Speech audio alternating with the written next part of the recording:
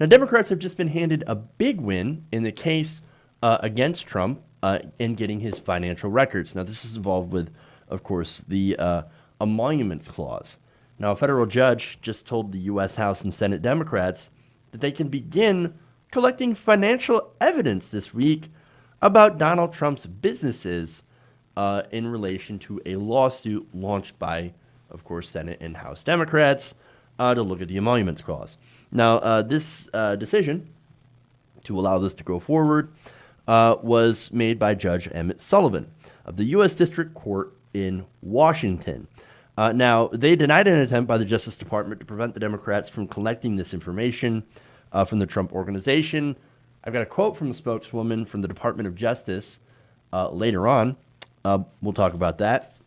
But Sullivan had said the group of more than 200 members can now begin collecting evidence from June 28th through late September. So in a couple of days, we're going to have Donald Trump's financial evidence or financial, and business ties exposed. Democrats are going to be able to look through that. It won't be exposed to the public, but it will be accessible to members of Congress. And I have to make sure to, of course, make that distinction. Now, what kind of evidence are we talking about? Well, again, financial records for the Trump Organization itself. Now, I've said all along, you want to find something damning on Donald Trump, go through his business records, go through his financials, right? I think, for one, it would prove that he's not as rich as he claims if you actually look at his financials. And look, we already have a snapshot of that where some of his tax records had been leaked, and it was from a period of about 10 years. It showed that Donald Trump had lost over $1 billion. I mean, $1 billion. He's $1 billion loser. How does somebody lose that much, especially when you're investing in casinos? Doesn't the house always win?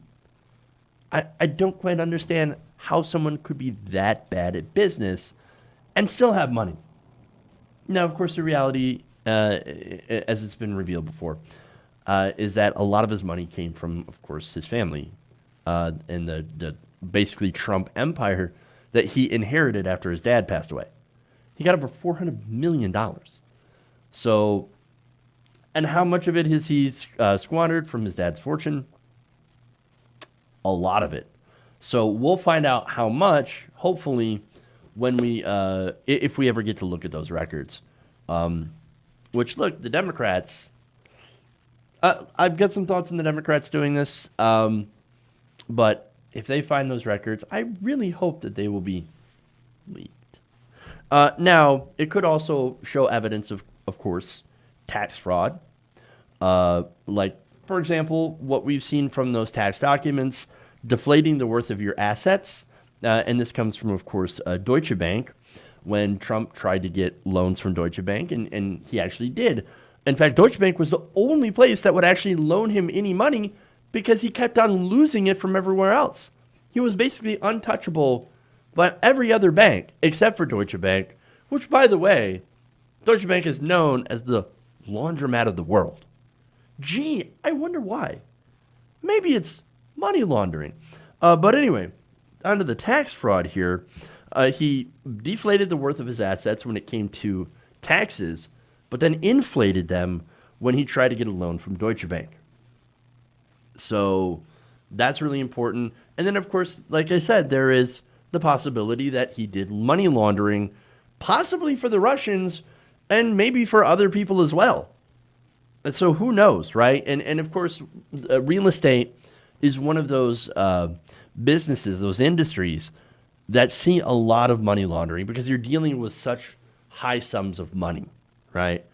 And now, of course, the main reason Democrats say they're doing this is because of his refusal to present his business holdings to Congress, so that at least we know that there's no foreign entanglements. And of course, that's what the emoluments clause is about. Not only that, but its continued business holdings, they say, violate the constitutional anti-corruption section known as the emoluments clause, which says elected officials cannot collect proceeds from foreign powers. Now, look, Donald Trump does not just have business interests in America. He's got business interests in a lot of different countries. Trump International Hotels. His financial records, I believe, will show that he does profit off foreign countries. He takes that money and he puts it right into his pocket. And that's why, of course, the whole reason we have the emoluments clause is to encourage presidents to divest from their businesses. President Trump decided to not do that. He's like, oh, that's cute.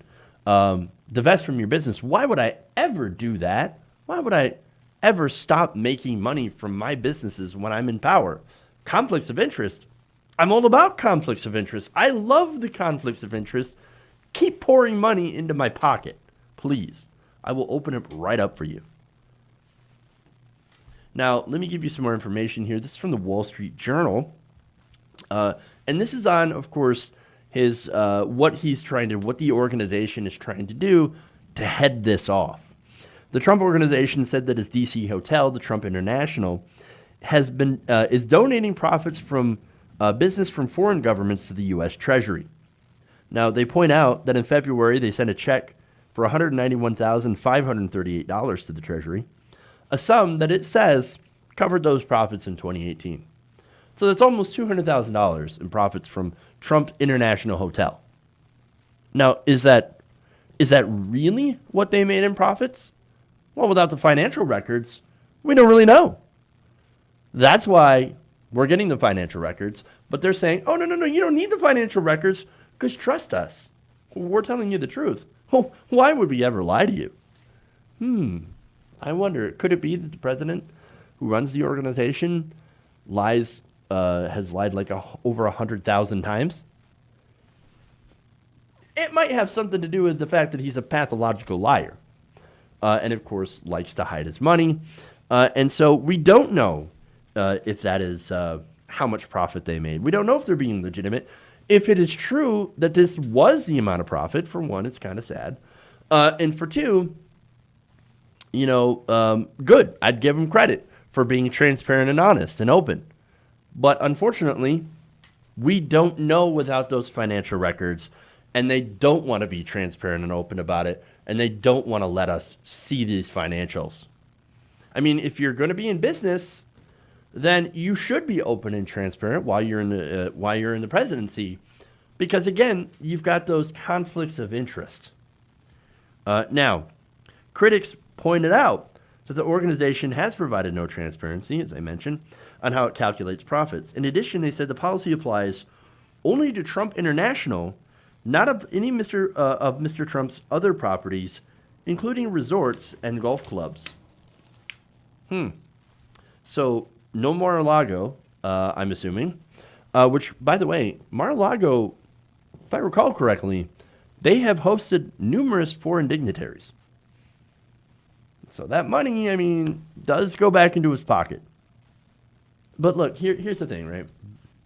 We know Trump is in it for himself. We know that he's pocketing as much money as possible from his presidency. He doesn't care where it comes from. Now, I don't think he's in the tank for a foreign country, but I do think he's basically in it for himself. Would he take foreign money and put it into his own pocket? Of course he would. That's who Donald Trump is. He doesn't care where the money comes from, as long as it goes to him.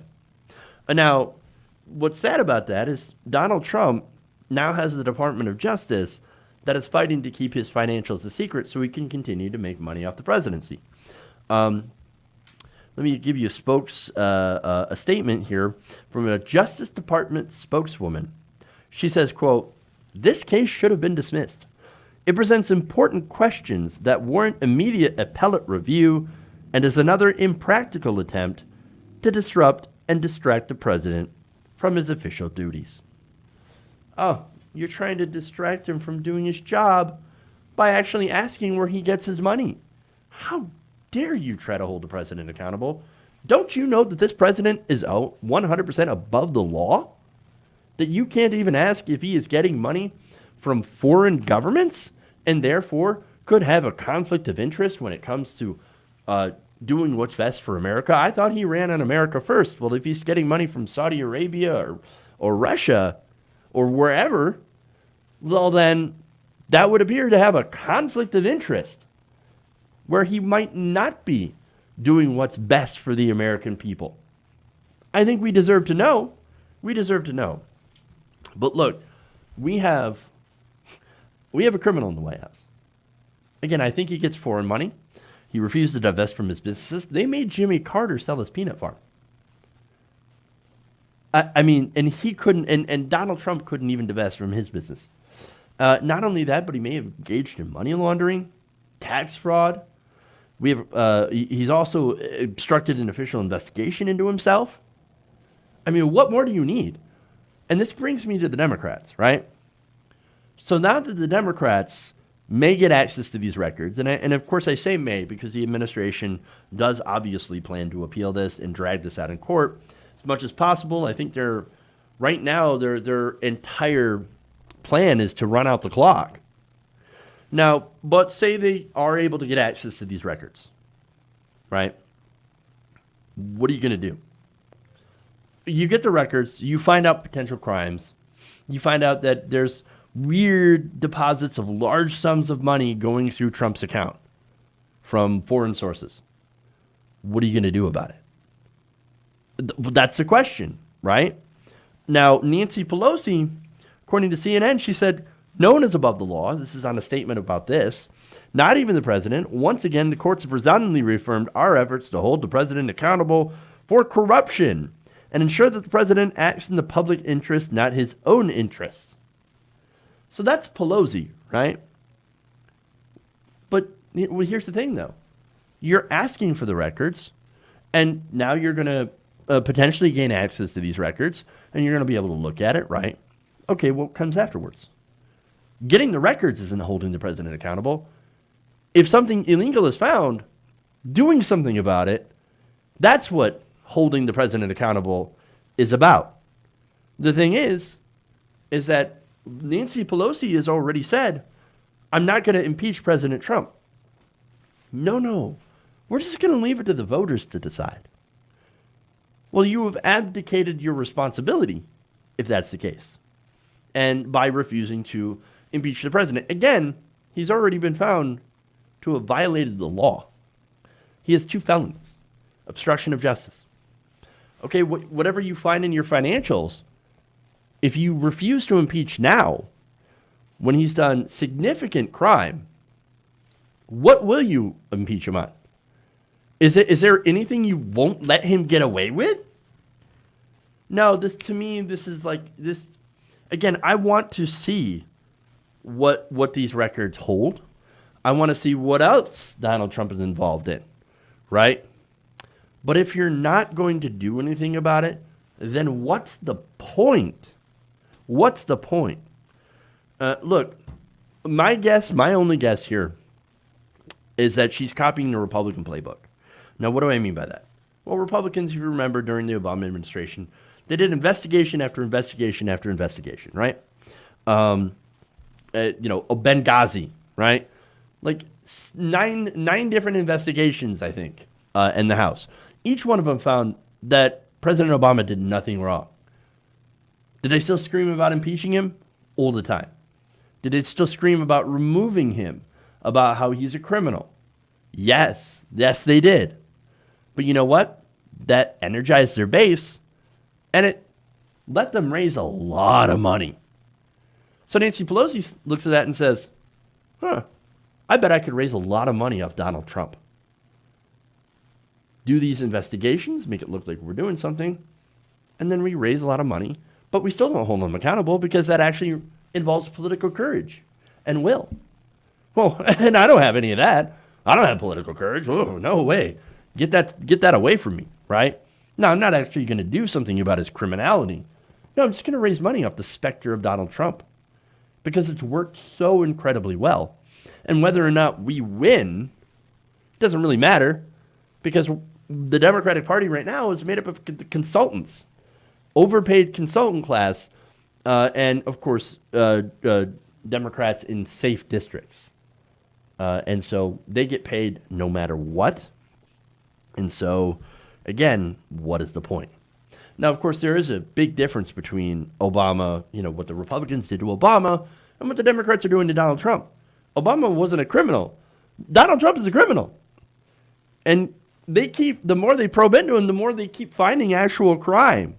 So the thing is, you can actually continue to use that to raise money. Because, for one, he is an actual criminal, and people know that. And I would like to say Democrats are a lot smarter than Republicans on this one. And so at some point, she's either going to have to do something or admit that this is all a cynical ploy to raise money.